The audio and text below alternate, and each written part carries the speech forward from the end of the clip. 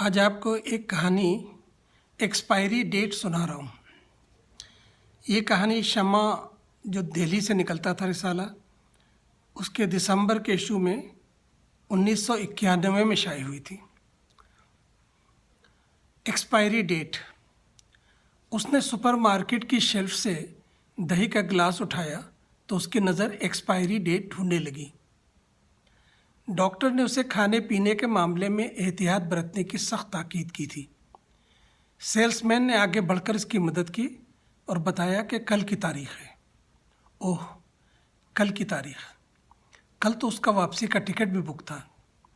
इधर कुछ दिनों से इसकी तबीयत ठीक नहीं थी।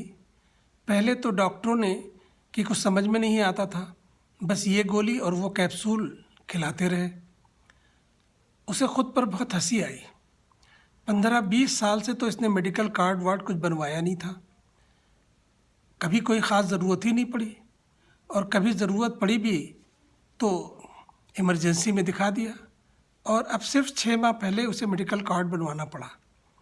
इस वक्त भी उसके ध्यान में यही ख्याल आया था कि फजूल इतने सारे पैसे बर्बाद हो रहे हैं। वो जल्द ही ठीक हो जाएगा। वो तमाम फ़िक्रें छोड़ दे, किसी तनाव में मुब्तला न रहे, हर वक्त खुश रहने की कोशिश करे। वाह, डॉक्टर ने भी क्या बात कह दी।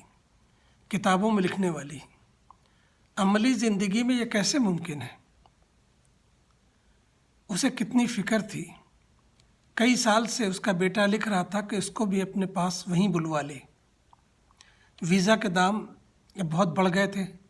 अपनी कंपनी में भी इसने बहुत कोशिश की थी, और आखिर एक दिन झुंझलाकर अरबाब ने उससे कहा था कि तुम अपना वीज़ा कैंसिल करवा लो, तुम्हारी जगह पर हम तुम्हारे बेटे को बुलवाए लेते हैं।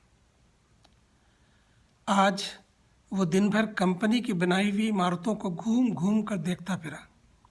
ऊंची टावर जैसी बिल्डिंग बन रही थी जब वो यहाँ आया था।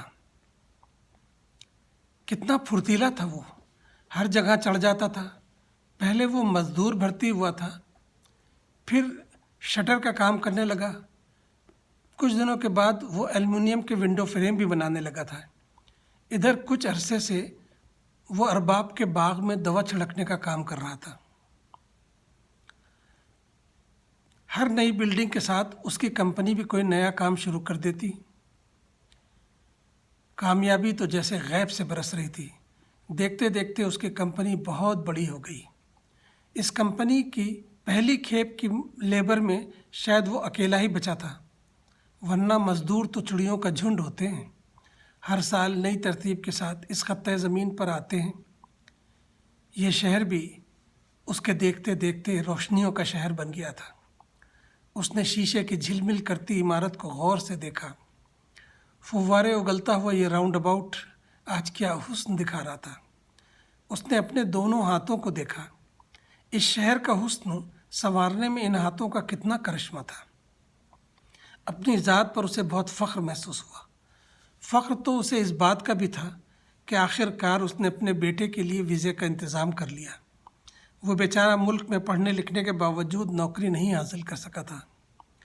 कंपनी से उसने पैसे निकलवा कर एक ड्राफ्ट बनवा लिया था।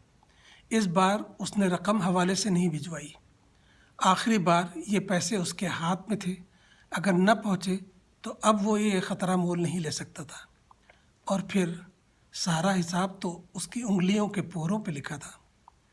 अपने बेटे के लिए टिकट ख़रीदना है, अपने घर को ठीक कराना है। नहीं, घर तो बेटा खुद ठीक कराएगा। अगर थोड़े थोड़े पैसे वो खर्च करेगा तो 3 साल तक ज़रूर इतनी रकम जमा हो जाएगी। मगर पता नहीं बेटा उसे कुछ भेजेगा भी या नहीं। अपने हाथ में पैसा था तो और बात थी, चलो वो खुद कुछ काम कर लेगा। लेकिन कमबख्त डॉक्टर ने ये क्या कह दिया। वो चौंक उठा। सेल्समैन कह रहा था कि कल नया माल आ जाएगा, ये रख दो। उसने जल्दी से दही का गिलास चमकती हुई शेल्फ पर रख दिया और सुपरमार्केट से बाहर आ गया। उसका दिल अंदर से टूट रहा था। दुख तो इसे इस बात का था कि घर वापस वो एक्सपायरी डेट के करीब जा रहा था।